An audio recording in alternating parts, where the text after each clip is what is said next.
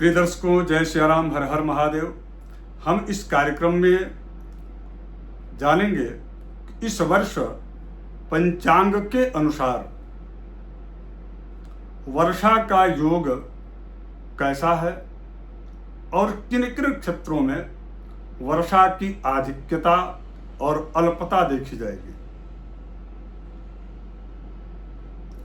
और वर्षा कब से प्रारंभ होने की संभावना है। ज्योतिष के माध्यम से हम इस विषय की आज हम चर्चा करेंगे। यदि आप सभी से आग्रह है कि यदि आप नए दर्शक हो तो इस कार्यक्रम को आप शेयर कर दीजिएगा, और नए दर्शक हो तो सब्सक्राइब भी कर लीजिएगा। बाकी आप सभी हमारे YouTube परिवार के सदस्य हैं तो बहुत बहुत आपका आभार और आपका स्वागत और अभिनंदन है। तो दर्शकों, वर्षा कब से प्रारंभ होती है? भारतीय पंचांग के अनुसार जब सूर्य आर्द्रा नक्षत्र में जब प्रवेश करते हैं और जिस समय प्रवेश करते हैं उस समय एक चक्र निर्माण किया जाता है, और उस चक्र के आधार पर वर्षा ऋतु में कितनी वर्षा होगी उसका पूर्वानुमान अथवा आकलन किया जाता है। इस बार आर्द्रा नक्षत्र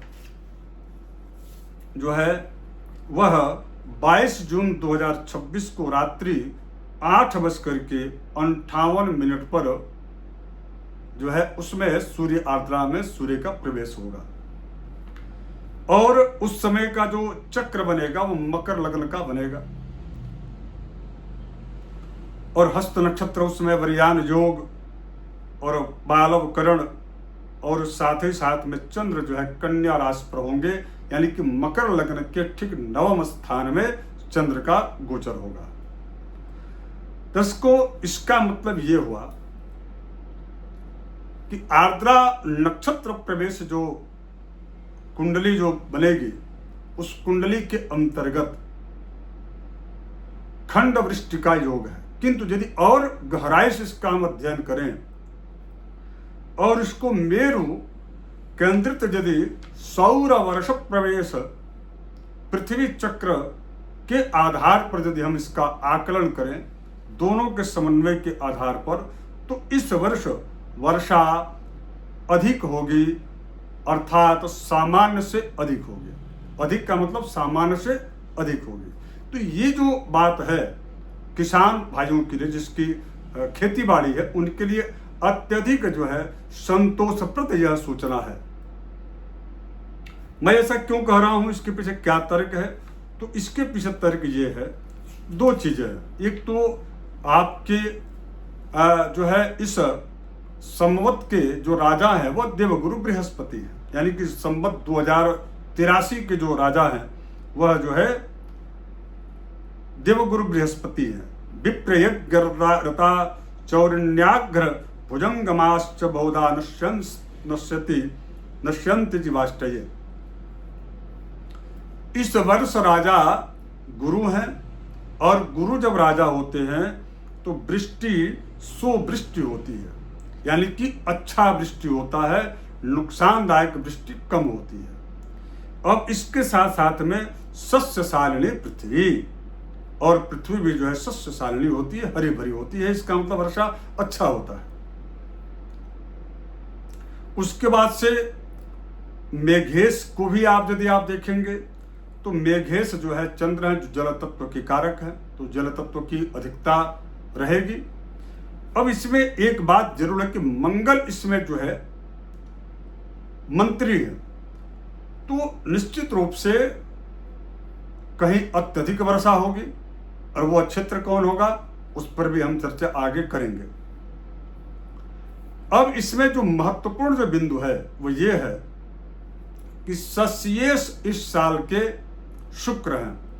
उनके आधार पर कहा गया कि शुक्रे सस्याधिपे भूपाः पालयन्ति वसुंधरा, और सस्य वृद्धिर भवेत् भूमौ भूयसाम जनदा सदा। अर्थात इस वर्ष शुक्र के सस्येश होने की वजह से वर्षा अच्छी होगी, और गेहूं, चावल और ईख, धान्य, प्रियंगु, फल एवं पुष्प आदि की उपज बाहुल्यता रहेगी, यानी कि सामान्य से अच्छी होगी। दशाधिपति जो देश की सुरक्षा में तत्पर रहेंगे, यह इस प्रकार का फल इसका सशेष का हुआ। तो सशेष शुक्र जो है किसान भाइयों के लिए अत्यंत राहत का यह एक प्रकार से कहा जाए कि उपहार स्वरूप आपको राहत दे रहे हैं, यानी कि इस बार वर्षा आपकी अच्छी होने वाली है। अब इसके अतिरिक्त अब मैं क्षेत्र वाइज यदि देखो यदि मेरु जो है चक्र के आधार पर, जो सौर आधारित जो ये चक्र होता है, यदि उसके आधार पर, तो यह निश्चित रूप से केतु यानी कि लगभग जो है यह लग्न बन रहा है वृष लग्न। अब वृष लग्न के आधार पर यदि हम मेरु केंद्रित सौर वर्ष प्रवेश पृथ्वी चक्र की यदि हम स्थिति देखें, तो उसमें जो है भाव चलित में वृष लग्न में शुक्र लग्न में है, तो यह लग्न में है, अर्थात निश्चित रूप से इसमें शुक्र का लग्न में होना और साथ ही साथ में शुक्र का सशेष होना, जो कृषि प्रधान जो देश हैं, विशेष करके हम बात कर रहे हैं भारत की और भारतीय जो है परिप्रेक्ष्य में, कि इस यहाँ पर जो है भारत की स्थिति जो होगी लगभग वर्षा यत्र तत्र सर्वत्र सामान्य से अच्छी वर्षा होगी। किंतु अब हम बात करें पूर्वोत्तर के क्षेत्र में, तो पूर्वोत्तर के क्षेत्र में आप जो है देखेंगे तो जो है लगभग 21 जुलाई के बाद 21 जुलाई को रात्रि 12:09 पर पुख्य नक्षत्र के पश्चात जो है की स्थिति निर्मित होगी और उसके बाद से खंड वर्षा होगी। लेकिन जब आश्लेषा नक्षत्र का जब प्रभाव होगा, उसके पश्चात जो है वर्षा की अधिकता यानी कि सामान्य से अच्छी वर्षा होगी। इस वर्ष 22 जून 2026 यानी कि आर्द्रा प्रवेश के साथ ही वर्षा का आरंभ भी हो जाएगा। विशेष करके दक्षिण और पश्चिम का जो इलाका यानी कि एरिया है, जहां जैसे कि हम साउथ ईस्टर्न जो क्षेत्र है, दक्षिण जो है पूर्व और वह दक्षिण पश्चिम और उत्तर का, ये जो इलाका है, इन दोनों इलाकों में कहीं कहीं पर खंड वृष्टि की स्थिति बनेगी। किंतु जो विशेष करके मध्य प्रदेश, छत्तीसगढ़ और कुछ महाराष्ट्र का जो नागपुर इलाका है का जो क्षेत्र एरिया है विदर्भ का, इन लगभग क्षेत्रों में वर्षा की सामान्य स्थिति से अच्छी स्थिति प्रतीत हो रही है ग्रहों के अनुसार। और यह जो वर्षा है यहाँ इस एरिया में, यह वर्षा इस आर्द्रा प्रवेश के पश्चात शुरुआत में ही हो जाएगा। इसलिए चूंकि प्रायः पूरे वर्षा काल में यदि वर्षा अच्छी हो तो किसानों के लिए थोड़ी सी जो है आर्थिक मदद भी हो जाती है, यानी कि उनको बहुत ज़्यादा धान इत्यादि उगाने में कष्ट नहीं होता है। किंतु थोड़ा इस एरिया में मध्य प्रदेश, छत्तीसगढ़ और जो है विदर्भ का जो क्षेत्र है, इस क्षेत्रों में यह प्रायः देखा जाएगा कि शुरुआत में ही वर्षा अधिक हो जाएगा, किंतु लास्ट में वर्षा कम जो है मात्रा में होगी, जिसकी वजह से थोड़ी सी आपको परेशानियां हो सकती है। लेकिन ये जो कुछ भी है यह ज्योतिषीय आधार पर पंचांग के गणना अनुसार है, और इसके अतिरिक्त भी आपको मौसम विभाग भी बीच बीच में आपको जो है इंडिकेट करते रहता है, तो उस पर भी आपको ध्यान देना चाहिए।